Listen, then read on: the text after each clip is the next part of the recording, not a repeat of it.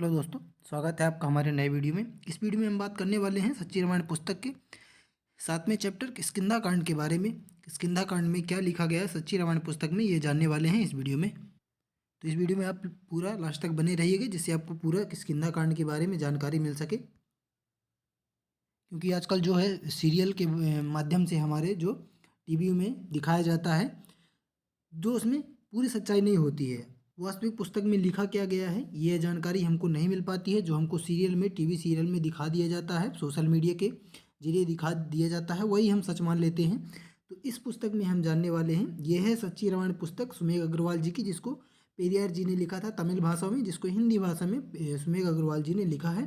तो इसमें जानेंगे हम किष्किंधा कांड के बारे में, क्या कहानी है, क्या रामायण में लिखा गया है, उस बारे में हम चर्चा करेंगे। तो चलिए शुरू करते हैं। सबसे पहले लिखते हैं, सीता हरण के बाद राम और लक्ष्मण विलाप करते हुए वन में भटकने लगे। यानी जब सीता का हरण हो जाता है तब राम और लक्ष्मण उनको ढूंढते हुए वन में भटकते रहते हैं। अपनी वीरता की सेखी बखाड़ने वाले वे दोनों योद्धा अपने शौर को भूल गए। रोते चिल्लाते कायरों की तरह जटायु के पास पहुंचे।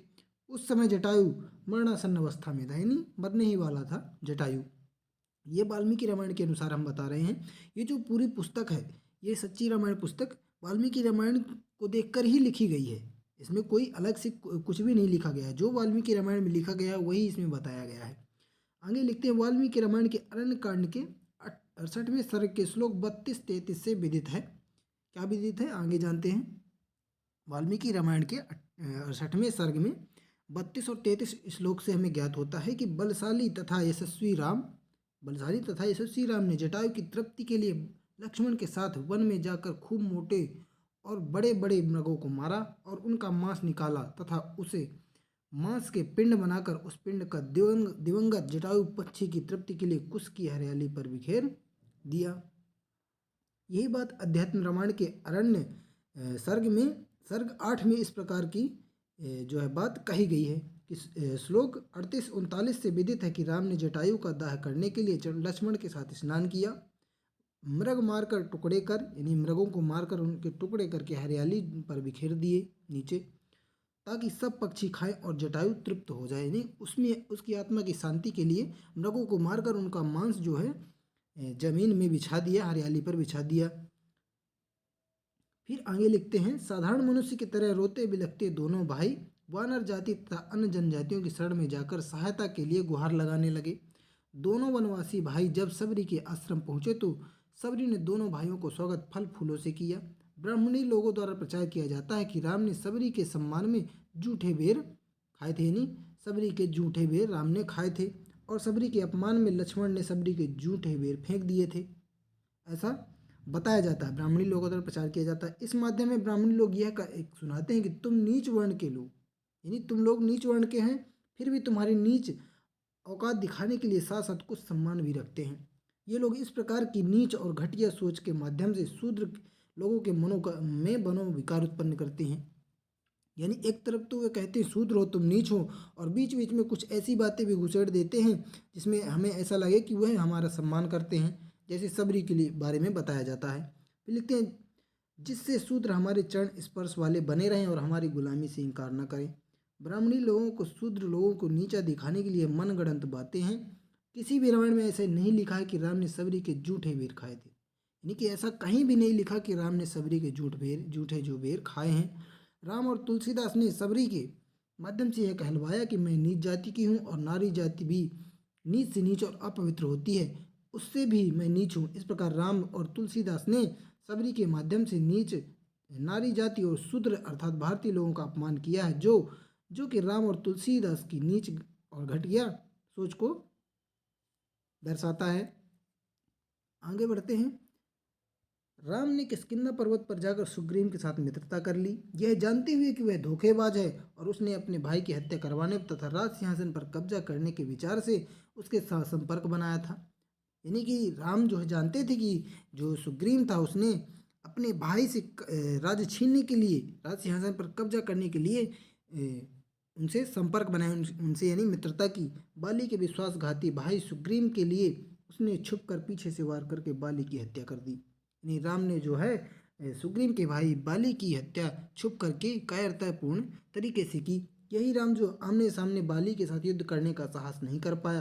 अज्ञानी लोग उसको वीर योद्धा के रूप में अभिवादन करते हैं और ब्राह्मण लोग उसे बहुत जोर शोर से उसकी प्रशंसा करते हैं।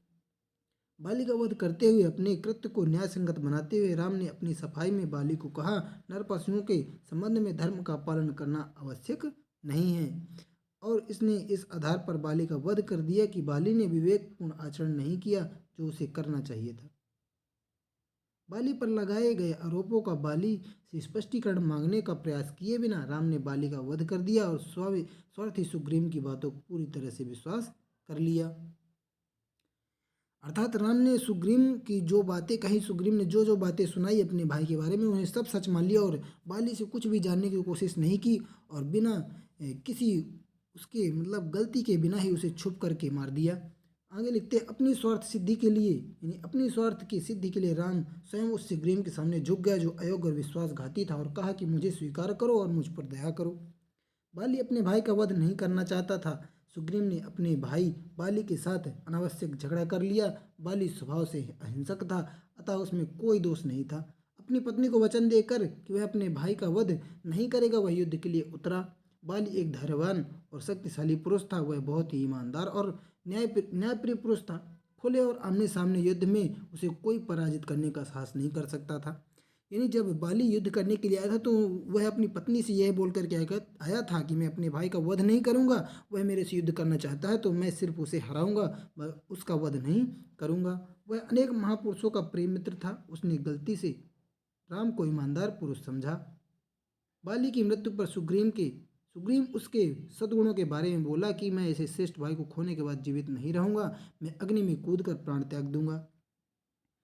यानी यहाँ पर सुग्रीव का दोगलापन देखिए। सुग्रीव ने पहले तो उसे मरवा दिया अपने भाई को और फिर उसने बोला कि सद्गुणों के बारे में यानी उसकी अच्छी आदतों के बारे में बाली के बारे में बताया कि वह सद्गुणी था और उसके सद्गुणों के बारे में बताया और कहा अपने श्रेष्ठ भाई को, ऐसे श्रेष्ठ भाई को खोने के बाद मैं जीवित नहीं रहना चाहता, मैं अग्नि में कूद कर प्राण त्याग दूंगा। ऐसे श्रेष्ठ पुरुष का वध करने पर राम ने सफाई देते हुए कहा कि हिंसक पशु को मारने में धर्म के नियमों का पालन करना आवश्यक नहीं है। क्या बाली एक हिंसक पशु था? यानी राम ने कहा कि हिंसक पशु को मारने में धर्म के नियमों का पालन करना कोई जरूरी नहीं होता कि धर्म के नियमों का पालन किया जाए। तो आप ही बताइए, क्या बाली एक हिंसक पशु के समान था? वह इतना नीच था कि उसको पशु के समान जो है बताया गया है। तो दोस्तों आपको अब समझ में आ ही गया होगा कि कैसे सुग्रीव ने अपने भाई को जो है धोखेपूर्ण तरीके से मरवा दिया और राम ने उसको कायरतापूर्ण तरीके से छिप करके पीछे से वार करके मार दिया। दोस्तों ये था हमारा किष्किंधा कांड। अब अगले वीडियो में जानेंगे सुंदर कांड के बारे में, सच्ची रामायण पुस्तक में क्या लिखा गया है। तो ऐसे ही वीडियो देखते रहने के लिए आप लोग चैनल को सब्सक्राइब कीजिए, जिससे आपको जैसे हम वीडियो अपलोड करेंगे अगला तो आपको नोटिफिकेशन मिल जाएगा, तो आप कोई वीडियो मिस नहीं करेंगे, ठीक है। और अगर आपको वीडियो पसंद आए तो वीडियो को लाइक करें। आपके मन में कोई सवाल उठ रहा है तो आप कमेंट में सवाल पूछ सकते हैं, हम उसका उत्तर ज़रूर देंगे। मिलते हैं नेक्स्ट वीडियो में। धन्यवाद।